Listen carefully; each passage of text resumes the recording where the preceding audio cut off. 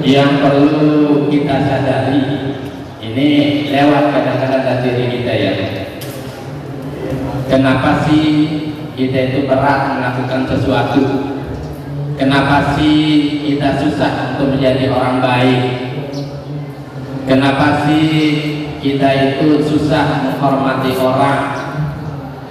Coba dari pertanyaan-pertanyaan itu ada yang bisa menjawab? Ada. Kenapa kita susah menjadi orang baik?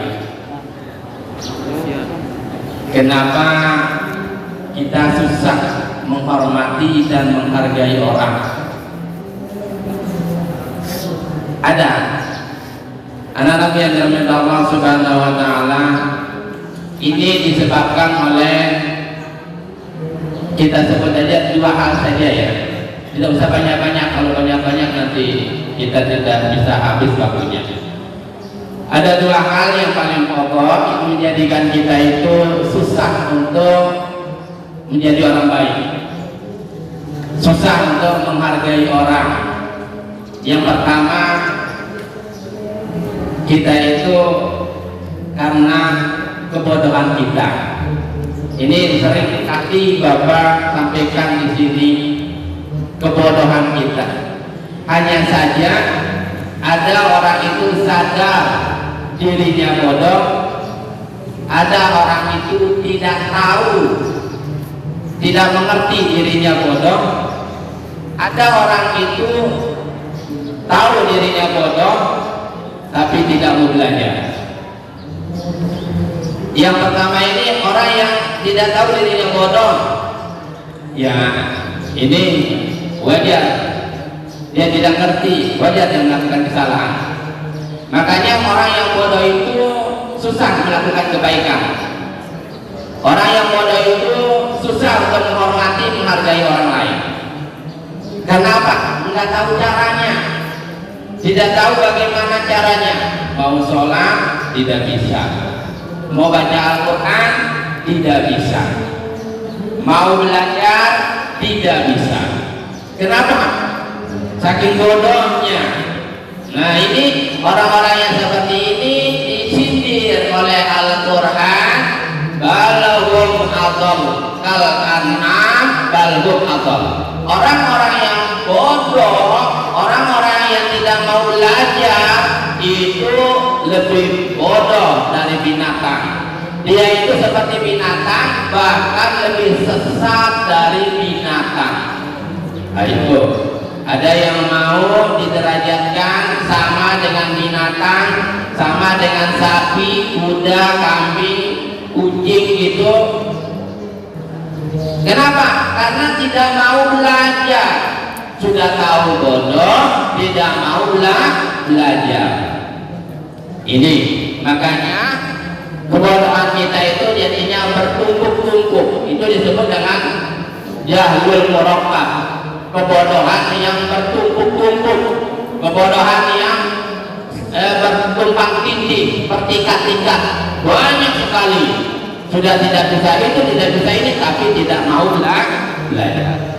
Anak-anak yang dirahmati Allah Subhanahu wa taala, ada yang kedua adalah orang yang mengetahui dirinya bodoh.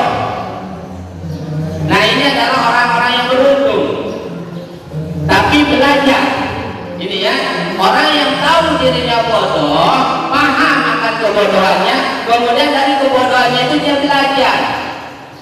Nah, ini adalah orang-orang yang nanti akan menjadi orang sukses, orang bahagia, sehingga nanti setelah pintar, setelah cerdas, tidak ada yang susah, tidak ada yang sulit, semuanya mudah, semuanya gampang.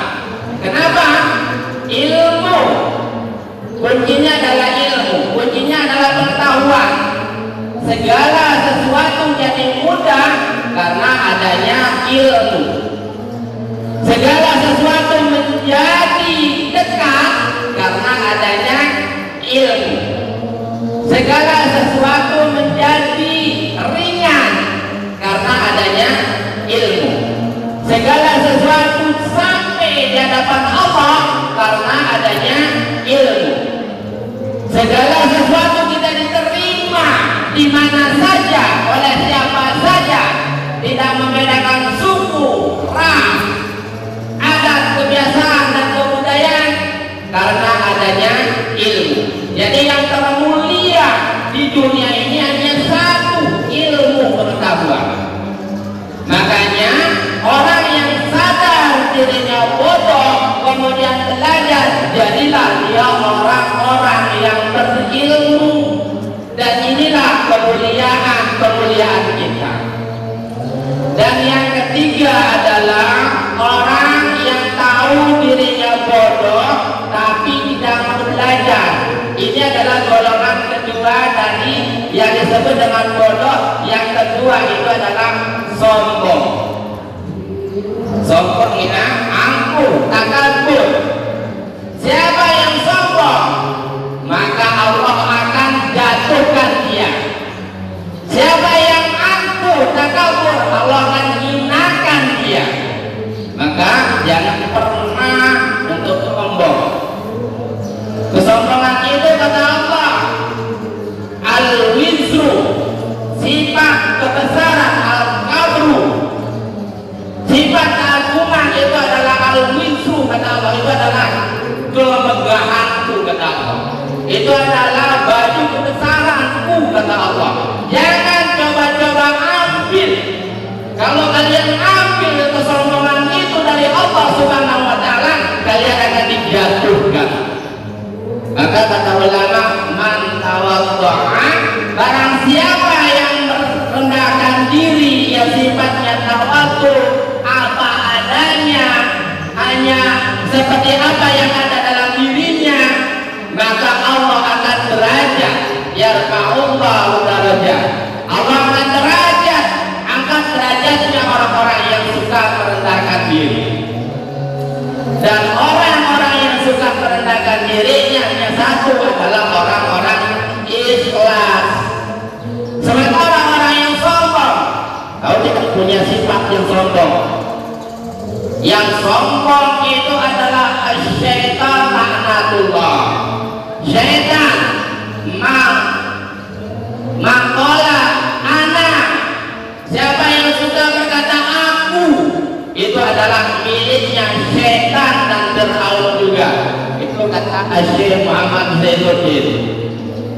Syekh Muhammad Zainuddin mengatakan, siapa yang suka mengatakan aku, anak, itu adalah orang yang sombong, orang yang angkuh. Sedikit-sedikit aku, sedikit-sedikit saya, sedikit-sedikit kalau bukan kata aku. Nah, ini akan menghalangi kita untuk maju, menghalangi kita untuk naik. Sehingga apa? Mau belajar tidak mau. Kenapa? Karena aku kesombongan.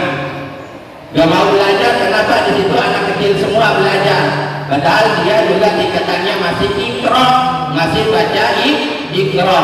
Di situ anak kecil yang belajar pada ikro, enggak mau dia ikut belajar sama anak kecil. Aku dia, bodohlah dia, abadilah kebodohannya.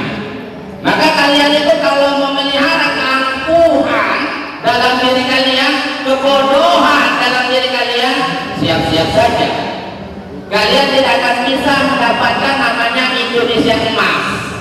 Kalian tidak akan bisa menjadi orang-orang yang berperan di dalam memajukan Indonesia pada saatnya nanti Indonesia emas. Karena kalau kami para pamong nanti pada saat tahun 2045 itu sudah tua-tua, kalianlah yang memiliki tempat itu nanti. Sekarang persiapkan diri kalian, persaingannya sangat luar biasa, persaingannya luar biasa sekali. Maka sadarilah kekurangan kalian, sadarilah kebodohan kalian, pelajarilah segala macam ilmu, pahamilah segala macam pengetahuan, berlatihlah segala macam kompetensi dan keahlian. Itu akan membantu kalian. Anak-anakku yang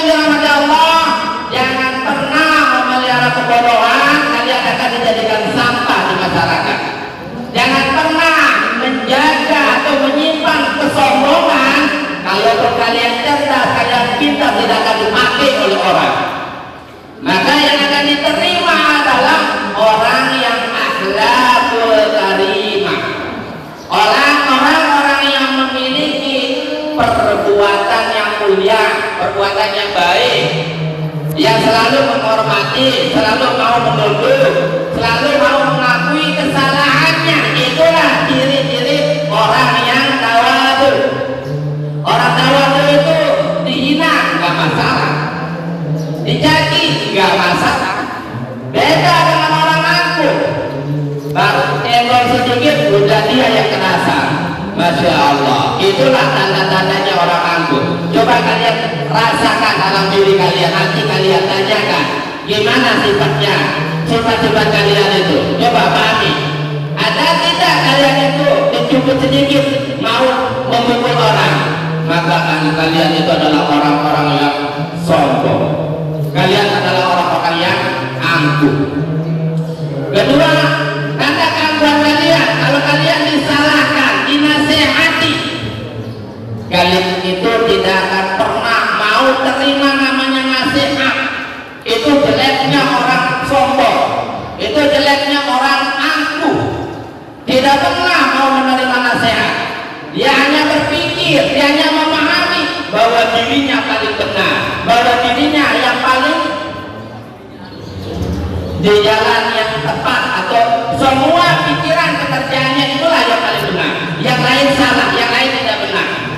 Itu adalah kesombongan. Kalau itu ada dalam diri kita, buang jauh-jauh, karena kesombonganlah yang menjadikan kita malas untuk sujud kepada Allah Subhanahu wa ta'ala. Ayo, masihkah kalian itu malas sholat? Masihkah kalian itu malas baca Al-Quran?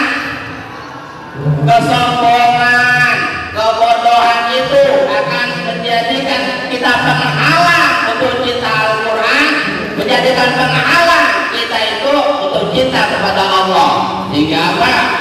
Rugi hidupnya. Tidak ada orang yang paling rugi hidupnya di dunia ini kecuali adalah orang yang sombong dan orang-orang yang angkuh dan sombong. Di antaranya juga yang ketiga tanda suka orang yang angkuh dan sombong, suka marah-marah, marah-marah, sedikit-sedikit marah, sedikit-sedikit marah. Nah, itu adalah juga termasuk orang yang sombong. Tapi di sini marah yang dimaksud adalah marah yang tidak pada tempatnya, marah yang bukan karena ada sebabnya. Marah itu kadang boleh kita marah. Bapak juga kadang-kadang marah, tapi marahnya bagaimana? Marahnya sesuai dengan tempatnya. Marahnya ketika kalian contoh tidak sholat. Mungkin di kelas ini yang kelas 12 ya, kelas 12 itu ingat mungkin Bapak pernah izin mau sholat, Bapak minta anak azan, tidak ada yang mau azan. Bapak keluar, Bapak panggil anak itu, ayo azan, gak ada yang mau azan. Akhirnya apa? Bapak ambil di situ ada tong untuk sampah, Bapak gebuk semua yang cowok-cowok, keluar sholat.